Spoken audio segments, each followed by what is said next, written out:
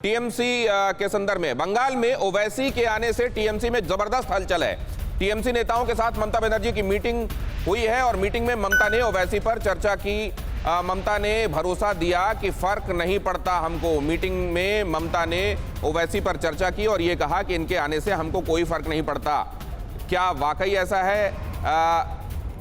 यहां पर इन तस्वीरों में आपको दोनों ही चेहरे दिखाई दे रहे हैं। फुरफुरा शरीफ जिसका जिक्र हम कर रहे हैं, वहां के पीरजादा अब्बास भी आपको नजर आ रहे हैं, असदुद्दीन ओवैसी भी नजर आ रहे हैं। और यहां पर इन दोनों के ही संदर्भ में टीएमसी में मीटिंग की गई है और ये आखिर में ये नतीजा निकाला गया है कि इससे कोई फर्क नहीं पड़ता।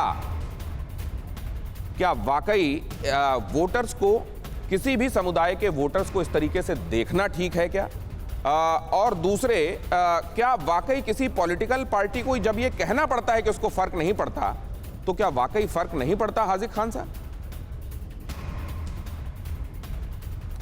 देखिए, बंगाल के वोटर को सबसे पहले ये देखना है कि हमारे प्रदेश के अंदर किसने हमारे लिए पानी लाया, कौन हमारे लिए स्कूल खोले, किसने हमारे लिए रोज़गार दिया, कौन ने हेल्थ के हम फील्ड में हमारे लिए काम किया।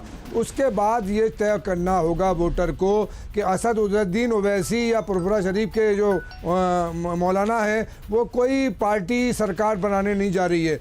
जो भी पार्टी सरकार बना रही है, वोटर का सबसे पहले ध्यान उसकी तरफ आकर्षित होता है और उसको वोट करता है कि हमारे वोट से किसकी सरकार बनेगी। और ऐसी तमाम पार्टियां आती जाती हैं और आती जाती रहेंगी हमेशा इलेक्शन में, जो चंद रोज़ के लिए पैदा होती हैं और फिर ख़त्म हो जाती हैं।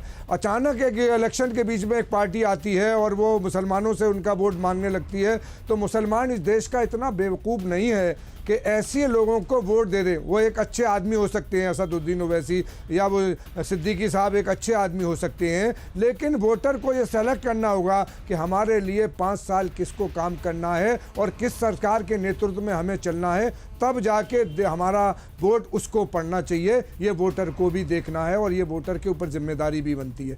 रही असदुद्दीन ओवैसी की वजह से अगर महाराष्ट्र में नुकसान हुआ तो कांग्रेस के 35 सीटें हार गई, बिहार में 15 सीटें आरजेडी हार गई, और अगर यहाँ पर भी हारती है तो उसका फ़ायदा हमेशा यकीनन भारतीय जनता पार्टी को होगा। मैं बी टीम और ए टीम नहीं कहूँगा। असदुद्दीन साहब को भी हक है इस सेकुलर मुल्क में कि वो अपनी पार्टी को डेवलप करें इंडिया लेवल पर, लेकिन असल जिम्मेदारी वोटर की बनती है कि वो किसको वोट करे। और हाजिक जी, आपने एक बड़ी बात कही। हाजिक जी, आपने कही जो सरकार बनाएगा, ये टैक्टिकल वोटिंग वाली बात आपने कह दी, ये कहा जाता है, आपने रीइंफोर्स कर दिया और मुझे तो लगता है आपने एक संदेश देने की भी कोशिश की।